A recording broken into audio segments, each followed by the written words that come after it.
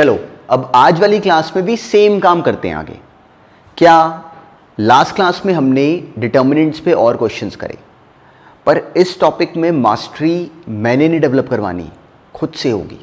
खुद से कैसे होगी कि जो हमारा ऑब्जर्वेशन का स्किल है वो ग्रेजुअली अपने आप को पुश करता रहेगा आगे आगे। तो वो कैसे करेगा पुश? अपने आप अटेम्प्ट करके। मेरे करवाने से सॉल्व नहीं होगा।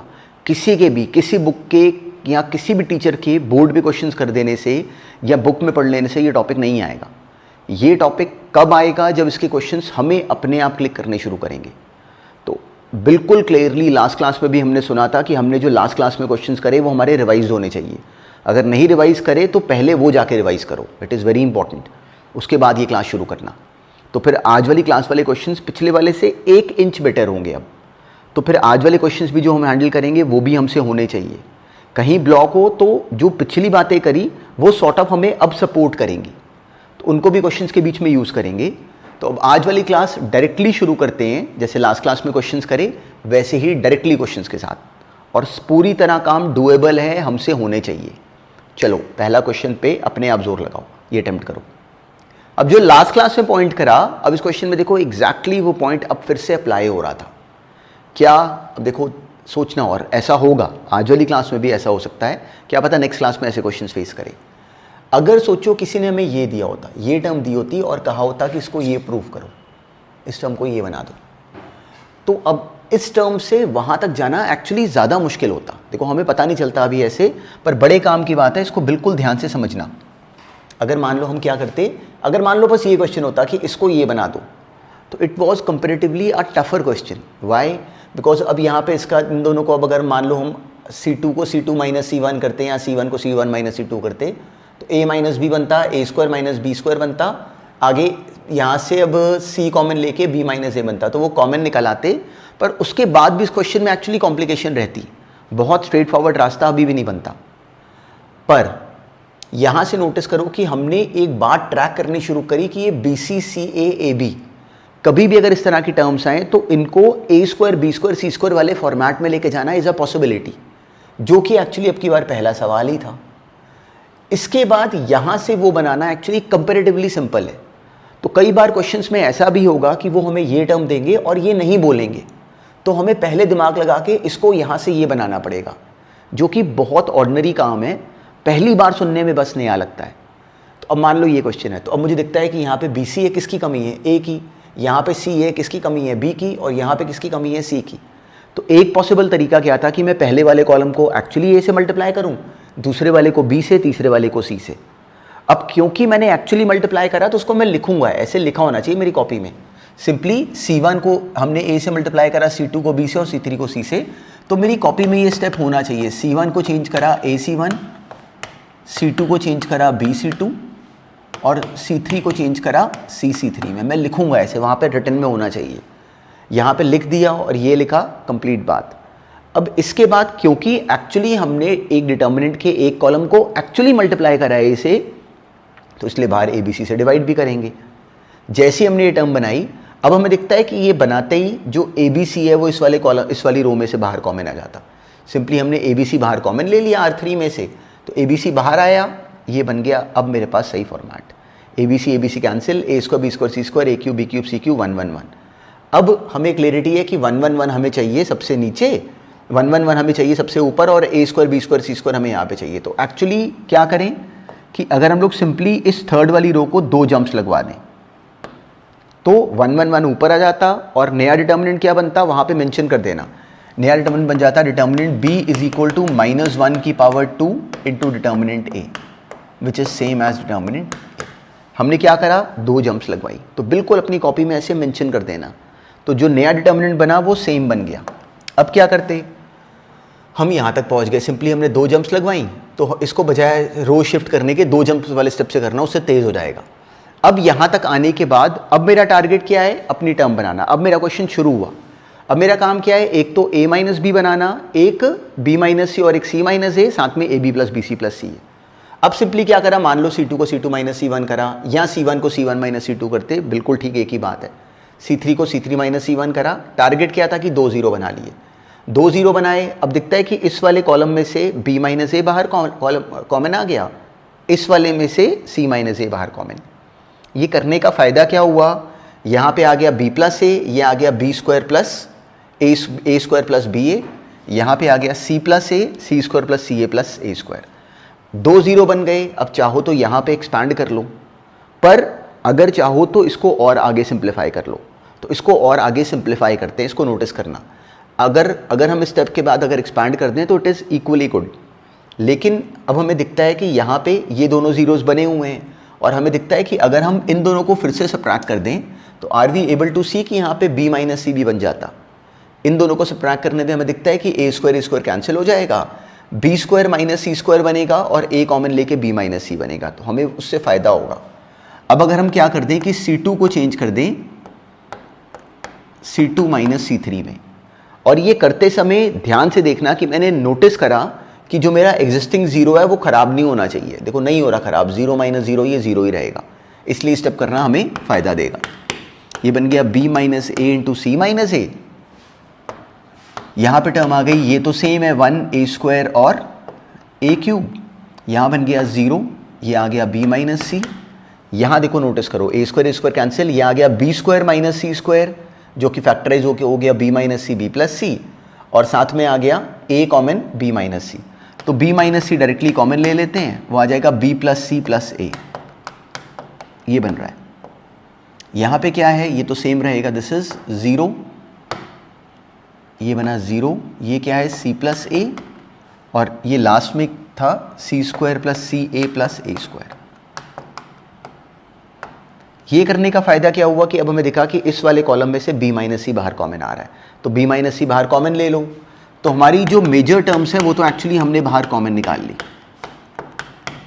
और अब ये बच गया मेरे पास 1 0 0 a square a cube 1 a plus b plus सी, और this is c plus a, और यहाँ पे नीचे है c square plus A C plus A square, simply 0 इधर है।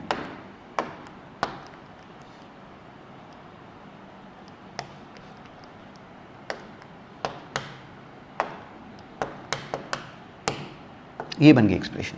अब अगर सिंपली इसको एक्सपैंड करें तो क्या आ जाता, सिंपली ये आ जाता 1 into this minus this into this, तो वो क्या आ गया, सिंपली 1 इंटू, ये तो लिखा ही हुआ है, साथ में क्या आ जाएगा c square plus A C plus C square, 1 into this minus this into this, तो ये माइनस दिस इंटू दिस ज़रा करते हैं, तो ये क्या बन गया c plus A into A plus B plus C, which is c plus A into C plus A. एक तो आ गया B C minus B C, और minus B C minus A B, और minus C square minus A square minus 2, ये बन गया expression. इससे बेनिफिट क्या हुआ कि हमें दिखा कि सी स्क्वायर कैंसिल, एक टर्म तो C square plus A square, C square and A square cancel, और ये आ गया minus B C minus A B और plus A C minus 2 A C, मतलब माइनस ए सी, तो सिंपली माइनस बाहर कॉमन आ गया, उसको एडजस्ट कर लो, इसको बना लो a माइनस बी, ये बन गया b माइनस सी, और अगला आ गया c माइनस ए, और अंदर आ गया A B plus B C plus C A. वो बनना ही था, वही हमने एक्चुअली नोटिस करो शुरू में प्रूव करना था। तो इन क्वेश्चंस में होता क्या है कि अब देखो हम लोगों ने डायरेक्शन क्या पकड़ी, हमने क्वेश्चन पे बिल्कुल शुरू से फोकस क्या रखा कि हमने प्रूव क्या करना है। पहले पूरी तरह फोकस रखा कि ये टर्म्स जमा करो, ये हमें चाहिए, बाहर निकालते रहे। उसके बाद जो एक्स्ट्रा फैक्टर हमें डायरेक्टली नहीं मिल रहा था, वो थोड़ी सी मैनिपुलेशंस उसके बाद जैसे हमने जीरो क्रिएट करके एक्सपैंड करा, तो आगे ये इजीली सॉल्व हो गया। अब देखो अगर इसी सवाल को हम शुरू में एक्सपैंड करते, क्लियर है, डायरेक्टली ये खत्म कर लिया हमने क्वेश्चन। अगर मान लो इसी क्वेश्चन में कई बच्चा सोचते हैं कि इसको डायरेक्टली एक्सपैंड कर लो और फिर यहाँ पे फाइट करना शुरू कर दो, तो बिल्कुल इलॉजिकल हो जाता। 2 जीरो क्रिएट कराने के बाद भी यहाँ पे अगर एक्सपैंड कर देते तो भी फंसते, क्योंकि हमारा टारगेट ये प्रूव करने का है। तो क्या करते हैं कि बिल्कुल छोटे छोटे स्टेप्स लेके जो मेरे काम की टर्म है वो जमा करते रहो। याद रखना, बिल्कुल ऐसे सोचो। देखो बिल्कुल यहाँ पे थोड़े थोड़े करके हम लोगों ने डॉट्स एक साथ कनेक्ट करे, तो अपने आप ही connecting, by just connecting those dots, हम लोग की लाइन अपने आप ही क्रिएट हो गई, अपने आप ही हमारे काम की टर्म्स बनती गई। जो लास्ट में बचा वो सिंप्लीफाई करते ही ईजिली देखो अपने आप बन गया। तो ऐसे सोचना। अब बिल्कुल इसी तरीके से नेक्स्ट क्वेश्चन पे भी टाइम स्पेंड करो, अपने आप सॉल्व करो। अगर लगता है कि गिवन टाइम में नहीं हो पाया तो उस पर घबराने की जरूरत नहीं, वहां पे पॉज कर लो। अपने आप टाइम स्पेंड करो, चाहे 10-12 मिनट भी अगर अभी लगते हैं तो भी कोई खराबी नहीं, अपने आप करो। अभी ये करो सॉल्व। अब देखो ये टर्म आई, सबसे पहला काम क्या है कि हम लोग राइट तरीके से प्लानिंग करें। बिल्कुल क्लियर है, डायरेक्टली क्वेश्चन में बिल्कुल देखते ही फटाफट शुरू करने की ना करें कि ऑपरेशंस अप्लाई करें और फंस जाएं। सबसे पहले देखें कि क्या क्या हो सकता है। तो अब इस सवाल में एक पॉसिबिलिटी क्या थी कि मैं सिंपली यहाँ पे टेम्प्ट हूँ, इसमें इन दोनों को सब्ट्रैक्ट करने पे देखो x minus y x square minus y square और यहाँ पे p कॉमन लेके x cube minus y cube बन सकता था, x माइनस वाई कॉमन निकल सकता था। होने को ये सवाल एक्चुअली वहाँ से भी हो जाता, अगर किसी ने वैसे भी करा तो पॉसिबिलिटी थी। पर इस क्वेश्चन में एक बात नोटिस करते, इस वाले क्वेश्चन में जो लास्ट वाला कॉलम है हमें दिखता है कि वो 2 में तोड़ना एक पॉसिबिलिटी थी। क्यों? और इस वाले सवाल में वो 2 में तोड़ने वाली बात हमें क्यों बहुत टेम्प्ट करती, क्योंकि हमें जैसे जैसे क्वेश्चंस करोगे ये दिखना शुरू हो जाता है कि अगर इसको 2 में तोड़ देते तो जो ये सेकंड वाला है, आर वी एबल टू सी कि सिंपली यहाँ पे इसमें से पी एक्स एक्चुअली कॉमन, हम लोग यहाँ से पी कॉमन ले लेते और अगर इसमें से अगर एक्स कॉमन ले लें, इस वाले में से वाई कॉमन ले लें, इसमें से अगर जेड कॉमन ले लें, तो एक्चुअली सिंपली ये एक्स वाई जेड पी बाहर कॉमन लेके देखो ये सेम बन जाना था। सिंपली क्लियर है, बिल्कुल यही टर्म वापस बन जानी थी। एक्चुअली तो यहाँ पे क्या हुआ, ये x y z x square y square z square 1 1 1 है, यहाँ पे क्या हो गया 1 1 1 यहाँ पे आया, एक्स वाई जेड यहाँ पे आया, x square y square z square यहाँ पे आया। तो अब हमें क्लियरिटी है कि सिंपली अगर हम क्या करें कि इस वाले को अगर हम 2 जंप्स लगवा दें, अगर हम इस पहले वाले को अगर सिंपली 2 जंप्स लगवा दें तो 1 1 1 यहाँ पे आ जाता। तो सिंपली 1 1 1 यहाँ पे करते ही ये वाली टर्म और ये वाली टर्म तो सेम है, इसको सिंपली हमने 2 जंप्स लगवा दी। 2 जंप्स लगवाई तो आंसर क्या बन जाता है, -1 की पावर 2 इंटू जो ओरिजिनल डिटर्मिनेंट है। तो सिंपली क्या बन गया, -1 की पावर 2 करते ही ये बन गया। तो हम लोग यहाँ पे यही काम शफलिंग करके भी कर सकते थे 2 बार, पर हमने इसका फास्ट तरीका करा है तो फास्ट तरीके से करा करेंगे। तो 1 सेकेंड में हमने यहाँ से ये बनाया plus x y z p, तो अब दिखता है कि ये 1 plus x y z p वो फैक्टर तो डायरेक्टली बाहर कॉमन आ गया। अंदर क्या बचा, बस ये डिटर्मिनेंट। अब हमारा काम कंपैरेटिवली बहुत सिंपल हो गया। अब क्या बचा, 1 plus p x y z जो बनाना है वो तो हमने बाहर क्रिएट कर लिया।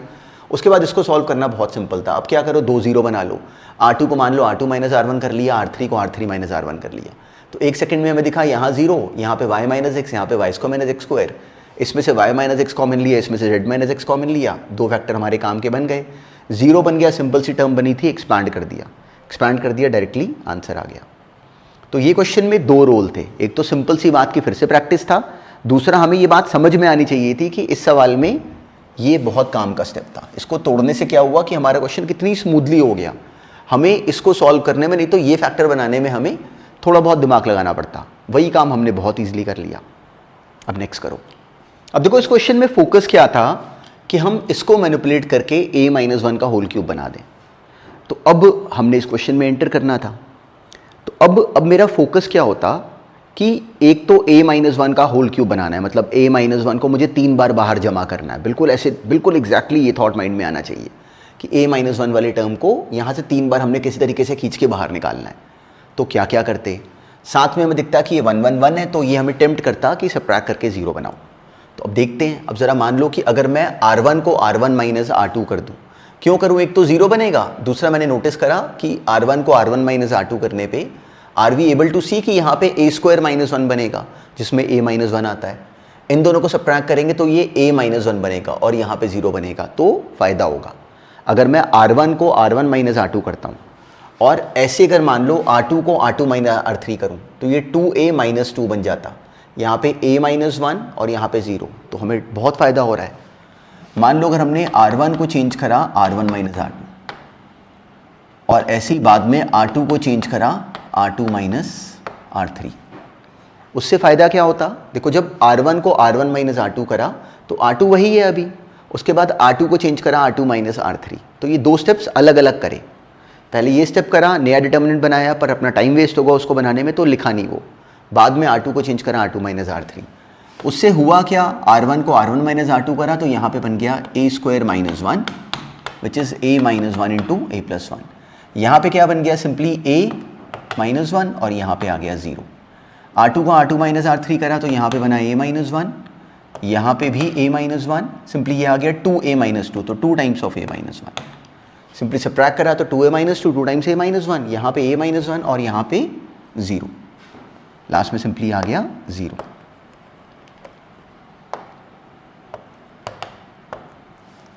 लास्ट रो सेम है 3 3 एंड 1। ये करते ही हमें दिखता है कि पहले वाली रो में से a-1 बाहर कॉमन आ रहा है, दूसरी वाली रो में से a-1 बाहर कॉमन आ रहा है, तो a-1 का स्क्वायर तो हमने पहले ही बाहर कॉमन निकाल लिया।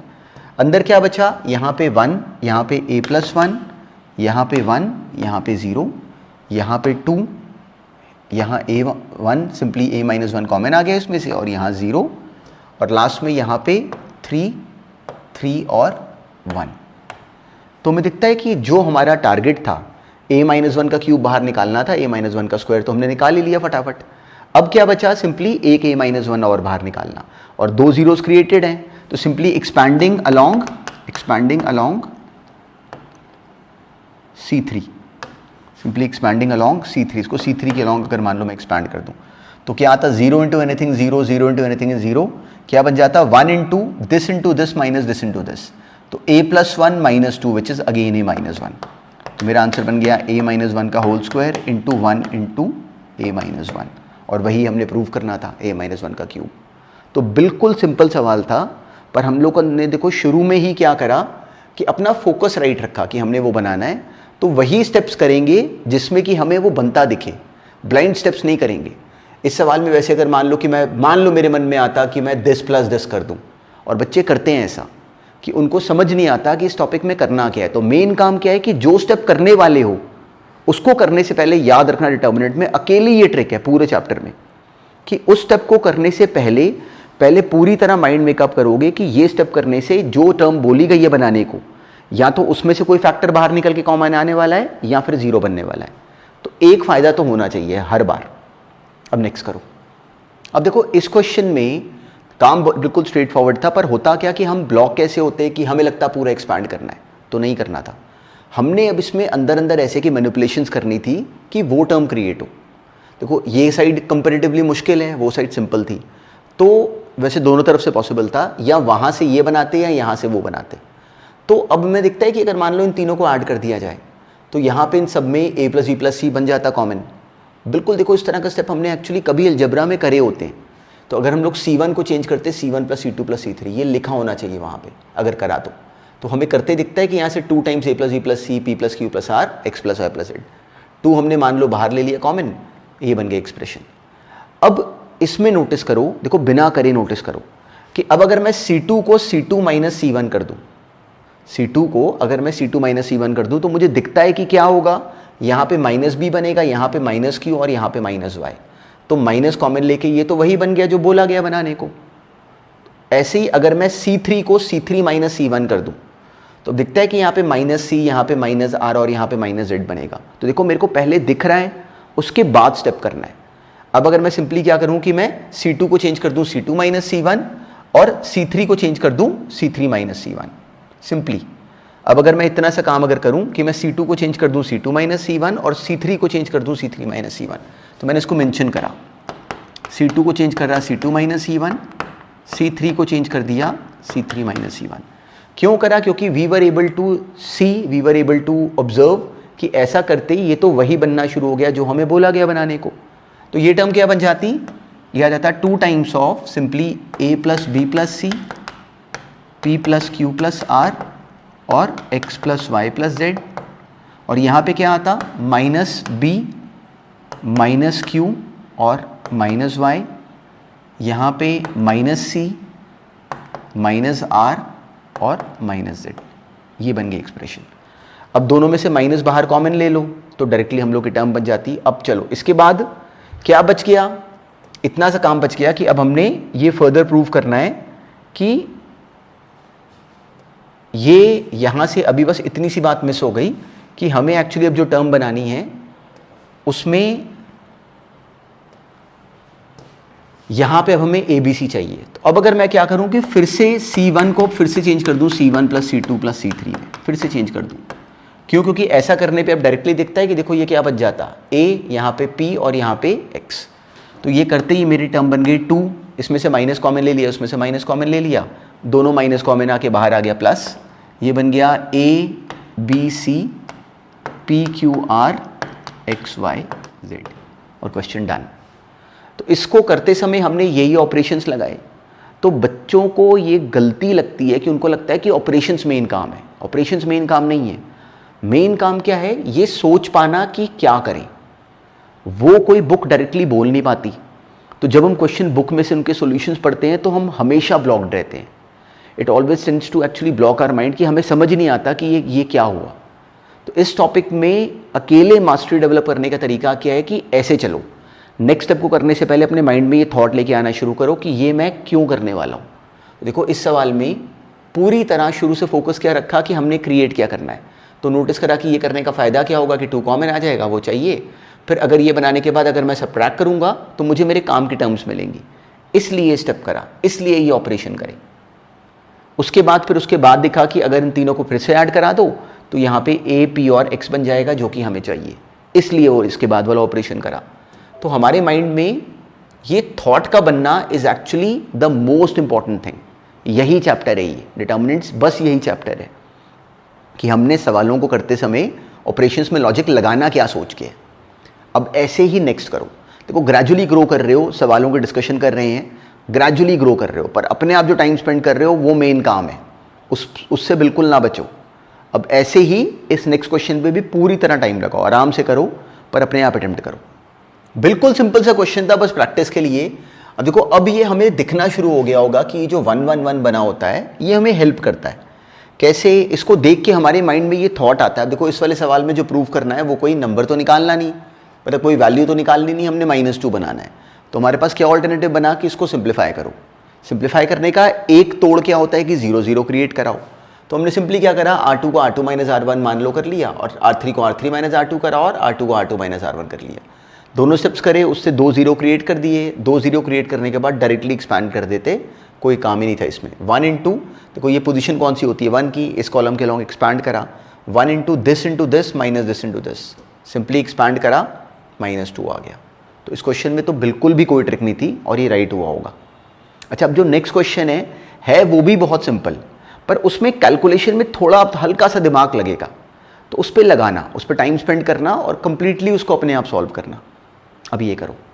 अब देखो इस क्वेश्चन में पूरी तरह शुरू से हमारा फोकस क्या होना चाहिए था कि हमने ये टर्म क्रिएट करनी है। तो क्या करें, मतलब क्या सोचें जिससे कि एग्जैक्टली ये टर्म जनरेट हो। बिल्कुल हमारा क्लियरली फोकस क्या होना चाहिए था कि ये टर्म क्रिएट हो। कैसे क्रिएट होगी वो हमारा काम था इस सवाल में। तो अब अगर इस सवाल में ब्लाइंडली 0 बनाने शुरू करते तो बन तो सकते थे, पर हमारा मेन फोकस क्या था, वो टर्म क्रिएट करने का। तो हमने सोचना चाहिए था कि कैसे क्रिएट हो सकती है। एक तरीका तो देखो बिल्कुल साफ, बिल्कुल क्लियर कट था।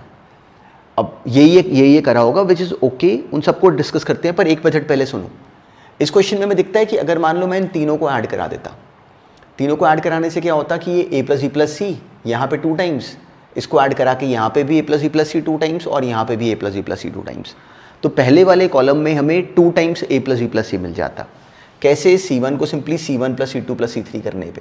देखो ऑपरेशन जो भी करोगे वो मेंशन करना, याद रखना ये बात, नहीं तो एग्जाम में हमें बिल्कुल मार्क्स नहीं मिलेंगे just because of this much of silly mistake. जैसे ही हमने स्टेप करा उसका फ़ायदा क्या होता, 2 टाइम्स a + b + c हमें चाहिए, वो बाहर कॉमन आ गया। कॉमन आते ही फ़ायदा क्या हुआ, 1 1 1 आ गया। 1 1 1 हमारा सहारा होता है। जैसे ही यहाँ पे 1 1 1 बन गया, हमें समझ में आता है कि अब 0 बना लो। क्यों, हमें फ़ायदा होगा 0 बनाने में। अब साथ में क्या आता कि नोटिस करो कि यहाँ भी 0 बन जाता। अब अगर मान लो मैं R3 को चेंज कर दूँ R3 - R1, R2 को चेंज कर दूँ R2 - R1, तो ये करने पे देखो मुझे डबल फ़ायदा होता दिख रहा है। एक तो 0 बन रहा है, दूसरा नोटिस करो कि यहाँ पे b + c + a बन रहा है, यहाँ पे 0 बन रहा है। तो टर्म ही बड़ी ईजी बन जा रही है। सिंपली ये करते ही पहले वाले कॉलम में 2 0 बन गए, तो एक्सपैंड कर दो, क्या बन जाता, simply a + b + c into a + b + c का होल स्क्वायर। तो ये एक तरीके से तो ये क्वेश्चन हमने कंप्लीटली प्रूव कर दिया। तो it was so straight forward. पर अब इसी क्वेश्चन में कई बार क्या होता है कि एक बच्चा ऐसे नहीं सोच पाता। बिल्कुल ठीक है, अब देखो ये सेम सवाल है, ये हमने कर दिया कंप्लीटली वाइंड अप। इसमें देखो क्या चालाकी करी, नोटिस करना और याद रखा करो। देखो डिटर्मिनेंट्स में याद रखना, डिटर्मिनेंट्स में काम क्या है, एक्चुअली हर टॉपिक में अलग अलग ट्रिक होती है। डिटर्मिनेंट्स का जो सारा जो जोर है वो कहाँ है, प्रोसेस पे। देखो 2 चीज़ें हैं, मैथ्स में 2 तरीके से फंसते हो, या लॉजिक या प्रोसेस। तो कोई टॉपिक ऐसा है जो कि बहुत ज़्यादा लॉजिक डोमिनेटेड है, कोई टॉपिक ऐसा है जो कि बहुत ज़्यादा प्रोसेस डोमिनेटेड है। तो डिटर्मिनेंट्स एक कंप्लीटली प्रोसेस डोमिनेटेड टॉपिक है। देखो इस बात का मतलब क्या हो गया कि हम जब क्वेश्चंस करेंगे तो बीच बीच में ऐसे हमें रास्ते दिखेंगे जो कि हमें सवालों में अगर हम ध्यान में रखें तो बहुत हेल्प करते हैं। जैसे हमने ये 1 1 1 वाली बात करी, तो I could see in this question कि यहाँ पे ये स्टेप करे जाने पे 1 1 1 एक ही लाइन में डेवलप हो जाएगा, जिससे कि आगे जीरो बनाना बहुत सिंपल हो जाएगा। पर चलो, this could have been one way, अगर ऐसे करा बिल्कुल सही है। पर कई बार क्या होता है कि ये सवाल हमें ऐसे नहीं क्लिक करता, तो अब एक बच्चा सोचता है कि ये अगर मुझे ऐसे नहीं क्लिक करा तो मेरा नहीं हो सकता। तो इसी सेम क्वेश्चन को अब ज़रा किसी और पैटर्न से करने की कोशिश करते हैं। ये हमने एक तरीके से तो डिस्कस कर लिया, अब इसी सेम सवाल को डिस्कस करते हैं बिल्कुल एक नए ढंग से। अब ये क्वेश्चन हमारे सामने है, हमें किसी ने कहा कि a + b + c का होल क्यूब प्रूव करो। मान लो हमें ये नहीं क्लिक करा कि इनको ऐसे कर लो। मान लो किसी और बच्चे को क्लिक करे, विच इज़ ऑल्सो जेन्युइन, कि उसके दिमाग में आया कि मैं अगर R2 को चेंज कर लूँ R2 - R1, तो उसको रीज़न क्या दिखा, उसको दिखा कि अगर R2 को R2 - R1 करूँगा तो यहाँ पे आ जाएगा minus of a + b + c, यहाँ पे b + c + a और यहाँ पे 0, तो a + b + c मुझे यहाँ से बाहर कॉमन मिल जाएगा। ऐसे ही R3 को चेंज कर लूँ R3 - R1, तो यहाँ पे minus of a + b + c, यहाँ पे 0, यहाँ पे a + b + c, तो मुझे फ़ायदा हो रहा है। तो ये सेम सवाल में अगर मान लो ये ऑपरेशन नहीं क्लिक करा तो हमारा फोकस तो सेम था, क्या करो कि यहाँ 0 बनाओ और साथ में अपने काम की टर्म निकालो, तो मुझे वो निकलती दिख रही थी।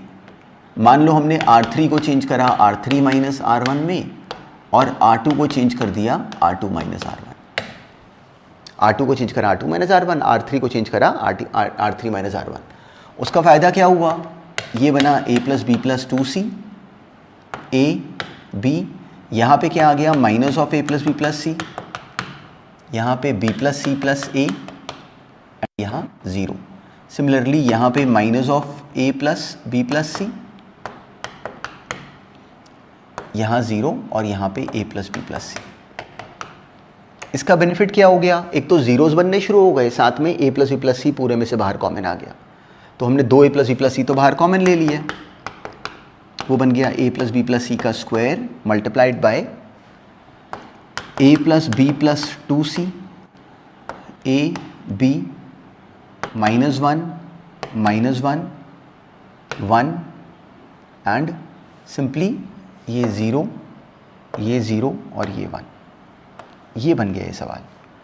अब ये बनाने के बाद अब मेरा फोकस क्या है, अब मेरा फोकस क्या है कि या तो मैं अब आगे 0 क्रिएट करूं। अब देखो मतलब पूरी तरह मुझे क्या सोचना था, अब मुझे या तो 0 क्रिएट करना है या फिर सिंपली यहाँ a + b + c एक और बाहर निकालना है।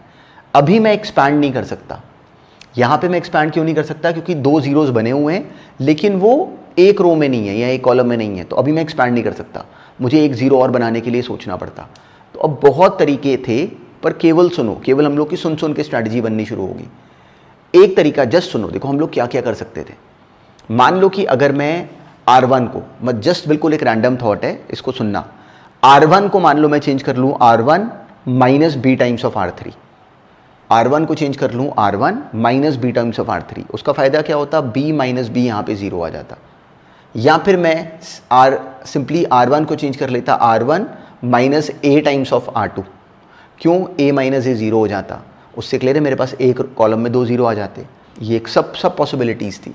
या फिर अगर मैं क्या करूं कि मैं सिंपली मैं C1 को चेंज कर लूं C1 + C2। अगर मैं C1 को C1 + C2 करता हूं, उससे बेनिफिट क्या होता कि सिंपली वी कुड सी कि यहाँ पे 1 सेकंड में यहाँ पे 0 बन जाता। या C1 को चेंज कर लेता C1 + C3, तो C1 + C3 करने पे हमें दिखता है कि सिंपली यहाँ पे 0 बन जाता। तो ये सब पॉसिबिलिटी थी, हम क्या लगाएं हमारी मर्जी थी। अकेले ध्यान रखने वाली बात क्या थी कि मैं C2 में ऑपरेशन नहीं अप्लाई करूंगा, C2 को मैं C2 + समथिंग करूंगा तो ये 0 खराब हो जाएगा, वो नहीं करना। तो इसलिए अगर मान लो कोई भी ऑपरेशन कर रहे हैं, मान लो हम लोगों ने कर दिया सिंपली C1 को चेंज कर दिया C1 + C3 में, क्यों करा, क्योंकि ऐसा करते ही हमें दिखा कि C1 को चेंज करा C1 + C3 में, तो ऐसे करते यहाँ पे क्या आ गया, a + 2b + 2c, यहाँ बना मेरे पास -1, ये आ गया 0 और बाकी सारी टर्म्स ऐसे ही a b 1 0 0 1, ये बन गई एक्सप्रेशन। और बाहर a + b + c का स्क्वायर पहले से है। अब सिंपली अगर मैं इसको एक्सपैंड कर दूं अलॉन्ग दिस, तो ये क्या बन जाता है simply a plus B plus c into 1 minus a plus b two b plus 2c into 1। Simply this term में मेरे पास, अब अगर मान लो मैंने सिंपली इसको एक्सपैंड करा अलॉन्ग दिस, तो मेरे पास टर्म क्या बन जाती, simply a plus B plus C का स्क्वायर तो है बाहर, और अब इसको मैंने एक्सपैंड करा अलॉन्ग मान लो थर्ड रो, तो 0 into anything 0 minus 0 into anything 0 multiplied by 1 into this minus this into this, तो दिस इंटू 1 मतलब a plus two b plus 2c minus minus plus a, directly एक a और आ गया, तो मेरे पास क्या बन गया 2 कॉमन लेके फिर से a प्लस बी प्लस सी, तो a plus B plus C का होल क्यूब इंटू 2, वही हमने क्वेश्चन में ये वाले प्रूव करना था। डायरेक्टली जो प्रूव करना था वो भी एग्जैक्टली यही था। अब एग्जैक्टली सेम पैटर्न पे ये क्वेश्चन था, कोई स्पेशल काम नहीं, बिल्कुल पिछली बार की तरह पहले हमने नोटिस करा, पहले ऑब्जर्व करेंगे फिर एग्जीक्यूट करेंगे। हमने नोटिस करा कि अगर हम इनको अगर ऐड कर लेते हैं R1 plus R2 plus R3 करते हैं, तो हमें दिखता है कि यहाँ पे a प्लस बी प्लस सी बना, यहाँ भी a प्लस बी प्लस सी बनेगा, यहाँ भी a प्लस बी प्लस सी बनेगा, तो हमें फ़ायदा होगा। और एक ही रो में कॉमन लेके फिर 1 1 1 भी बनेगा, इसलिए हमने ये स्टेप एग्जीक्यूट कर दिया। a प्लस बी प्लस सी बाहर कॉमन ले लिया, सिंपली 1 1 1 बना। उसके बाद हमें तरीका पता है, मान लो C1 को चेंज कर लिया C1 माइनस C3, C2 को चेंज कर लिया C2 माइनस C3।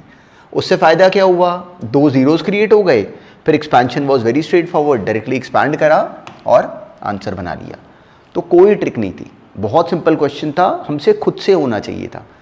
तो अब इसी सवाल में ज़रूरी नहीं कि यही स्टेप करे जाएं। देखो ये बात हमने पिछले क्वेश्चन में भी इतना टाइम लगा के समझी कि ऐसे मत सोचा करो कि मैंने ऐसे नहीं करा इसलिए नहीं हुआ, कुछ और करा पर उसकी डायरेक्शन राइट होनी चाहिए। डायरेक्शन राइट होने का मतलब क्या हो गया, या तो a प्लस बी प्लस सी बने या 0 क्रिएट हो।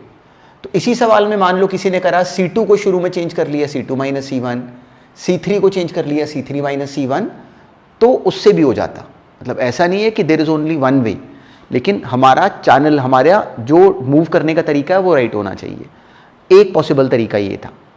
अब नेक्स्ट करो। अब देखो इस क्वेश्चन में बहुत इंटरेस्टिंग पॉइंट था और उसको ध्यान में रखना, इसीलिए क्वेश्चन अब डायरेक्टली हम लोगों ने अटेम्प्ट करा। अब देखो इस सवाल में सबसे पहले हमें दिखना चाहिए कि जो हमने प्रूव करना था उसमें कहीं से ए बी ए सी ऐसी कोई टर्म है ही नहीं। किस तरह की टर्म्स हैं, ए square B square C square. तो अगर इस क्वेश्चन में डायरेक्टली मैं सब्ट्रैक्ट करके कुछ करूँ तो क्लियर कुछ बन नहीं रहा था। तो जो इस सवाल में लॉजिक था, जो इस क्वेश्चन में लॉजिक था, वो एक्चुअली हमने लास्ट क्लास में भी नोटिस करा था और बहुत काम की बात है। आज वाली क्लास में भी हमने शुरू वहीं से करा काम। अब डायरेक्टली देखो यहाँ पे ए square B square C square था नहीं। अगर मैं क्या करूँ कि जानबूझ के अपनी तरफ से मैं सिंपली क्या करूँ कि पहली रो को मैं एक्चुअली मल्टीप्लाई कर दूँ ए से, एक्चुअली मल्टीप्लाई कर दूँ ए से, सेकंड रो को मैं एक्चुअली मल्टीप्लाई कर दूँ बी से, थर्ड रो को मैं एक्चुअली मल्टीप्लाई कर दूँ सी से। रो वाइज मैंने मल्टीप्लाई करा, देखो उससे होता क्या, यहाँ पे ए बाहर आ जाता, यहाँ बच जाता है ए स्क्वायर बी, यहाँ बच जाता है ए स्क्वायर सी। इसको बी से मल्टीप्लाई करा, ये बच जाता है ए बी स्क्वायर, इसके बी बाहर आ जाता है, यहाँ बच जाता है बी स्क्वायर सी। रो में हमने मल्टीप्लाई करा और कॉलम से हमने ए बी सी कॉमन लिए। देखो बहुत बहुत इंटरेस्टिंग स्टेप था और बिल्कुल इस तरह का स्टेप हम पहले ए बी सी मल्टीप्लाई करके बाहर कॉमन लेके करते थे। सेम काम था इस क्वेश्चन में। हमने इसको ए वाइज ए मल्टीप्लाई करा, यहाँ पे बी, यहाँ पे सी। अब इस पहले कॉलम में से ए बाहर कॉमन ले लेंगे, इस वाले कॉलम में से बी बाहर कॉमन, इस वाले कॉलम में से सी बाहर कॉमन। इसका बेनिफिट क्या हुआ कि क्वेश्चन में जो ए बी ए सी जैसी टर्म्स थी जो कि हमसे हैंडल नहीं हो पा रही थी, वो बिल्कुल ठीक हो गई। सिंपली ए बी सी हमने पहली रो में इस पहले कॉलम में से ए कॉमन लिया, रो में मल्टीप्लाई करा, कॉलम से कॉमन ले लिया। उल्टा भी कर सकते थे, कॉलम में मल्टीप्लाई करते, रो से कॉमन निकल आता। तो कॉमन लेते ही ये बन गया A square plus one, A square B square plus one, और ऐसे नीचे वाली टर्म। ए बी सी बाहर कॉमन लिया तो बाहर वाली टर्म तो गई, हो गई कैंसिल। ये करते ही अब हमें दिखता है कि अब इस क्वेश्चन का फॉर्मेट एक्चुअली कितना सिंपल हो गया। हमने प्रूव क्या करना था, 1 plus A square plus B square plus C square. अब हमें ये करते ही दिखता है कि अगर इन तीनों को ऐड कर लिया जाए तो 1 plus A square plus B square plus C square simply numerator पहली रो में डेवलप हो जाता। वो डेवलप करती डायरेक्टली अब क्या करते हैं, डायरेक्टली उसको कॉमन ले लेते। कॉमन लिया, सिंपली ये बन गया। अब इसके बाद हमें रूट पता होता है, क्या करें, सिंपली 2 जीरोस क्रिएट करा लें। C3 को चेंज कर लिया C3 माइनस C1, C2 को क्रिएट कर लिया C2 minus C1। 2 zeros create करें, एक्सपैंड कर दिया, आंसर आ गया जो हमसे कहा गया था बनाने को। तो इस क्वेश्चन में एक्चुअली बहुत काम की बात थी, जो बहुत काम की बात